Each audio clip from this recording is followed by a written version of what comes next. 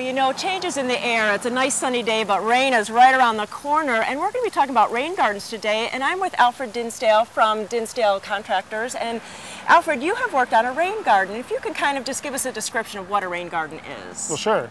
This rain garden here is designed to collect the roof runoff and all the landscape drainage from this residence. The water enters through piping that we've installed along with irrigation that runs in at different points through the garden. The garden itself is calibrated to absorb the water based on the square footage of the roof and what we know is the rainfall typical for this area. And we tried to calibrate this so it'll absorb even a big rain event, which so far it's done very well.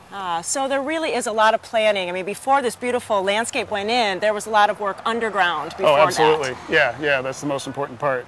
So then what did you have to do to figure all that out? You have to, I know there's a big slope here, and so that all played into it. No, that's right. We had to deal with the topography of the lot, so obviously this has to be at a lower elevation than everything else so we can get the water to it. We also had to contact the county so we could find out rainfalls and all of that and do our calculations. The basic piping is drain line that we've run from all the downspouts and run through trenching, making sure that it grades away from the house and towards the rain garden. Very important. Yeah, absolutely. You don't want that water going places it shouldn't, like the basement. So, sure, definitely.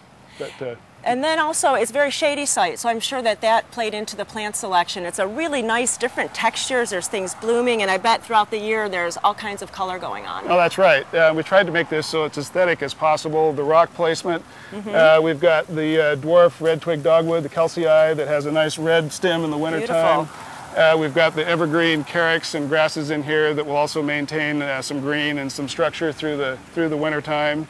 It's a really beautiful little scene. The rushes down here, those will hold and the little seed heads stay on. Beautiful. The Fragaria, that will kind of fade as it gets really cold but comes back, has a nice bloom, does a nice job of stabilizing and infilling. We've got some of the forest grass up here, which really helps to soften that transition between the rain garden and the rest of the garden. It is beautiful, and I noticed there's also hardscaping. There's like a gravel path, and there's also pavers in the driveway, which also are permeable, going to let water through. No, that's right. That's all part of the same issue, is trying to get that water to percolate down into the site, on site, rather than having it go off into the street where it picks up pollution and goes to the river and causes all sorts of trouble. Right. So. And then I know that you work with a designer, and she has selected the plants, and it looks like there's some existing trees too, but it all plays together, and it's really only a year in. No, that's right. And it's really filled in.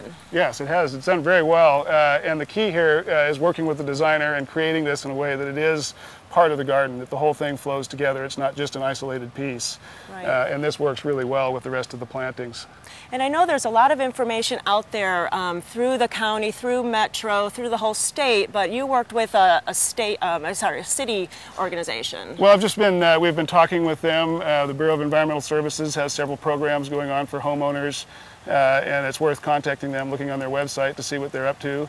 Yeah, they're very interested in being able to control stormwater runoff and prevent pollution. Yeah, I think it's on everyone's mind these days, especially with fall coming. If you go to the GardenTime.tv website, you can find out more information. We could click you over to the Dinsdale Contract Landscapers and also the BES.